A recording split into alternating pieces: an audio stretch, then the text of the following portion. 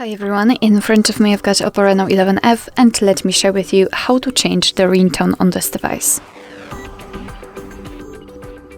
So let's start with opening the settings, and here we have to scroll and find sounds and vibration. Then let's scroll down to this ringtone and alert section, and here all we have to do is to tap on the ringtone, which is at the top.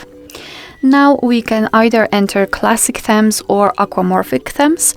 We can also custom it, so tap on this device and we will be transferred to our own file. So if you've got anything, for example, downloaded from the internet or recorded, you will be able to find it here and set it as a ringtone. But let me choose something from maybe those aquamorphic themes.